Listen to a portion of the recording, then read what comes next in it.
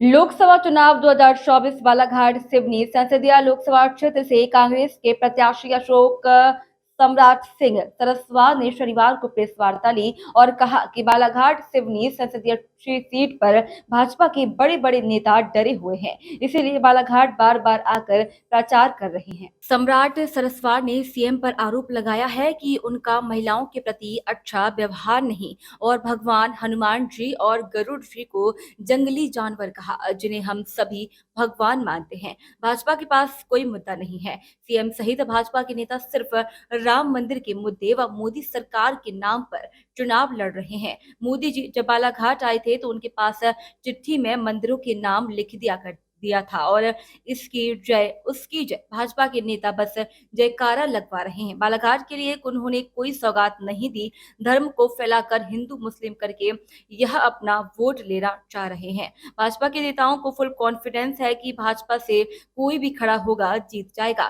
भ्रष्टाचार, महंगाई एवं बेरोजगारी, युवाओं को रोजगार के मुद्दे पर कोई बात नहीं हो रही। बड़े शहरों की तर्ज पर जिले में बड़े स्तर का सर्व सुविधा युक्त अच्छा अस्पताल नहीं है। भाजपा सरकार ने विधानसभा चुनाव के पहले किसानों को धान के 3100 रुपए व गेहूं के 2700 रुपए, लाडली बहनों को 3000 रुपए एवं 450 रुपए में सिलेंडर गैस देने की बात कही थी, जिसे भी भाजपा पूरा नहीं कर पा रही है। भाजपा की कथनी और करनी में अंतर है। प्रहलाद पटेल के साथ फोटो पर बोले सम्राट सरस्वत, राजनीति अपनी जगह है, पारंपरिक संबंध भी अपने होते हैं। जिले को विकसित करने के लिए सभी को प्रयास करना चाहिए। मुद्दा हो तो किसानों के हित में हो, महिलाओं के हित में हो, रोजगार, युवाओं को रोजगार देने के हित में व सर्व सुविधा युक्त स्वास्थ्य सुविधाओं पर हो। 12 बजे भी 1 बजे भी मेरे से टकराते हैं। इसके पहले के चुनाव में भी इन्होंने इसी तरीके की हरकत की। मैं क्या खा रहा हूँ, क्या पी रहा हूँ, क्या कर रहा हूँ, क्या नहीं कर रहा हूँ। अरे मेरे जब मैं जिला पंचायत का चुनाव लड़ रहा था तो एक एक गली पे खड़े होकर ये चीज बोली गई है। अगर आप में से सब लोगों ने अगर ऐसा करते हुए मुझे देखा है तो ठीक है, लेकिन मैं सुपारी खा रहा हूँ, पान खा रहा हूँ, क्या खा रहा हूँ, वो मेरा लुकआउट है। मेरे को बदनाम करने के लिए इनके पास कोई मुद्दे नहीं दिख रहे। तो मैं खाना खा रहा हूँ कि मुर्गा खा रहा हूँ कि मछली खा रहा हूँ कि वेज खा रहा हूँ, नॉन वेज खा रहा हूँ, गुटखा खा रहा हूँ। मैंने सुना, वो 2-3 लोगों ने मुझे बताया, अरे भैया आप लोगों ने में से किसी ने मेरे को ड्रिंक करते हुए देखा हो या नाली में गिरा हुआ देखा हो या लड़खड़ाते हुए देखा हो तो आप लोग बताएं। अननेसेसरी जब किसी के पास में किसी के लिए कोई बयान नहीं होते तो उसके चरित्र पर दाग लगाना चालू करोगे। अरे भ्रष्टाचार का आरोप लगाओ मेरे ऊपर अगर दम है तो। मैंने किसी का गलत किया हो वो बताओ, ये कौन सी बात। कोई कोई तो ये बोल रहा है रात के 3 बजे तक जगता है। मेरे को नींद नहीं आ रही, मैं जग रहा हूँ। उसमें तकलीफ है लोगों को। पर्सनल लेवल पर मत जाए, अपना देखिए आप क्या कर रहे हैं। जो अपने घर वालों के नहीं हो सकते, दूसरों के लिए चिंता न करें, अपने लिए चिंता करें। क्या लगता है आपको बदनाम करने की कोशिश? बिल्कुल। अब आप लोग जिस तरीके से बात कर रहे हैं, मेरे को तो कोई फर्क नहीं पड़ रहा है उसमें। मैं तो एक कान से सुनता हूँ, एक कान से निकाल देता हूँ। क्योंकि जो इंसान जो चीज कर ही नहीं रहा है उसकी टेंशन क्यों ले।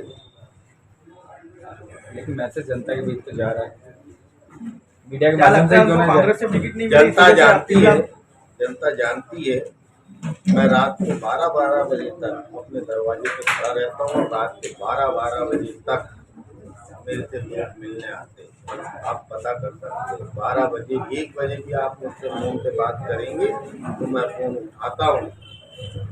ये जो गंदी मानसिकता लेकर चलने वाले लोग, जिनके पास मुद्दे नहीं है, उनको करने दो जो करना है, मुझे फर्क नहीं पड़ता। क्या लगता है उनको कांग्रेस से टिकट नहीं मिली, इस वजह से आप हर कांग्रेसी को, एक कांग्रेसी होने के नाते मैंने भी टिकट मांगा था। मैंने विधानसभा की टिकट मांगा था, लेकिन किस्मत से मुझे इस बार टिकट मिल गई है। मुझे नहीं लगता, क्योंकि कांग्रेस में तो है नहीं, बनने के प्रयास कर रहे थे। प्रयास कर रहे थे, पहले वो कांग्रेस में आ जाती, उसके बाद में प्रयास करते तो शायद टिकट मिल जाती। भारतीय जनता पार्टी के बड़े बड़े दिग्गज नेता बालाघाट में एक नहीं दो बार आ रहे हैं, क्या कैसे देखते हैं आप?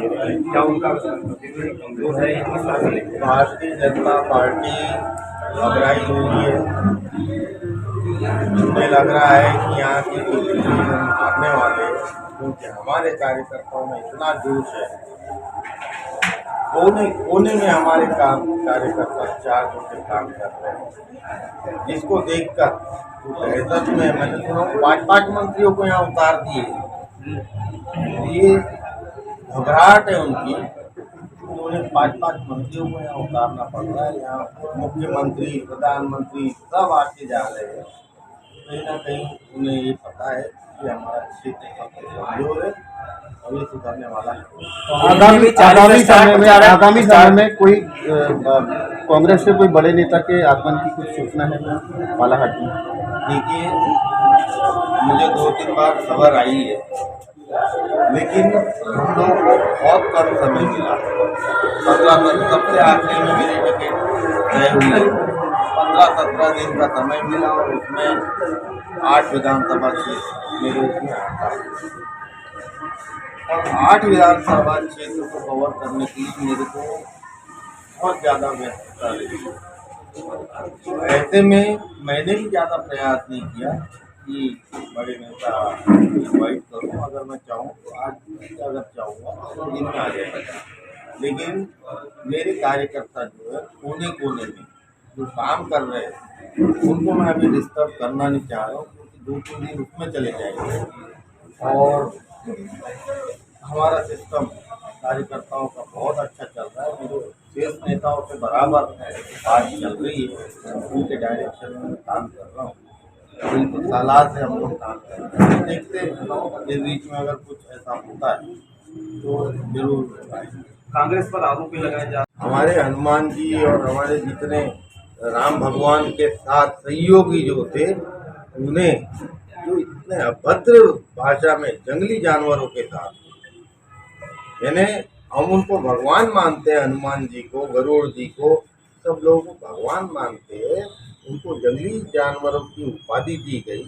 ये भी बहुत शर्मनाक बात है। कहाँ धर्म की बात करते, कहाँ राम भगवान की बात करते और उनके सहयोगियों को जंगली जानवर बोलते, जिनके भरोसे में राम भगवान जी ने अपने लंका पे विजय पाई है, उनको जंगली जानवर बोलते। अपमानित करना, उनको अपमानित कर रहे हैं जो भगवान के श्रेणी में, तो हमको और आपको और हमारी महिलाओं को तो अपमान कर ही सकते हो। क्या लगता है इस प्रकार जो इन्हें बयान दिया है, क्या सोनी है? किस प्रकार से ये कितने एक मुख्यमंत्री देखिए, एक मानसिकता पता चलती है। भारतीय जनता पार्टी के नेता कुछ भी अपने आप को बना सकते हैं, किसी को भी कुछ भी बनाना, बहरूपिया जिसको बोलते हैं ना, कभी कोई रूप देखते, कभी कोई रूप में दिखते, कभी कोई रूप में दिखते, कभी भगवान को भगवान समझते और कभी भगवान को जानवर समझने लगते, वो भी जंगली जानवर। यानी जंगली जानवर बोलने का मतलब है जिसको कंट्रोल में नहीं कर सकते। यानी हमारे यहाँ पालतू जानवर रहते हैं, वो तो कंट्रोल में रहते, ये तो सीधा जंगली जानवर की उपाधि दे रहे हैं। तो और इसके अलावा ये तो मुख्यमंत्री जी का है, मोदी जी आए हमारे यहाँ, मोदी जी ने कोई सौगात नहीं दी हमारे बालाघाट को, सिवाय इसकी जय, उसकी जय, उसकी जय, उसकी जय। लेकिन हमारे आदिवासियों को, हमारे क्षेत्र की जनता को कोई ऐसी सौगात देकर नहीं गए, या ऐसा कोई कमिटमेंट नहीं किया है जो हमारे डेवलपमेंट के लिए। अब की बार बस, इसके अलावा कुछ नहीं था। यहाँ की बालाघाट जिले की जनता बहुत आक्रोशित है।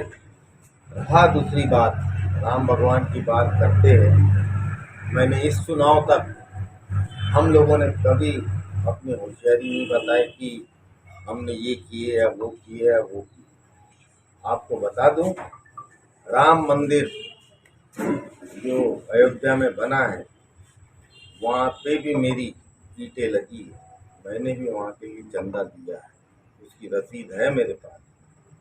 पहल करके बिना उनके बोले जैसे जैसे ही यहाँ पे वो चंदा जमा हो रहा था, सबसे पहले बिना बोले सम्मानजनक जितना मेरे से बन पड़ता था उस राम मंदिर के लिए सहयोग मेरे द्वारा दिया गया।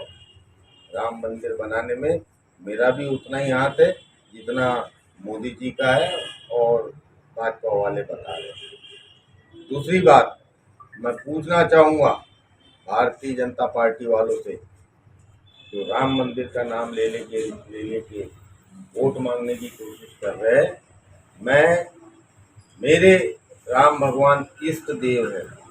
मेरे परिवार ने, आप जाके देखिए, बड़गांव किरनापुर में है, वहाँ मेरे परिवार द्वारा मंदिर बनाया गया है और उस मंदिर का ट्रस्ट बना के उसकी देख रेख करने के लिए 42 एकड़ जमीन उस राम मंदिर ट्रस्ट को मेरे परिवार द्वारा दिया गया है। एक भी भारतीय जनता पार्टी का नेता मुझे बता दे जिले का जिसने 1 एकड़ भी जमीन राम मंदिर ट्रस्ट या राम मंदिर के नाम से दिया हो, या राम मंदिर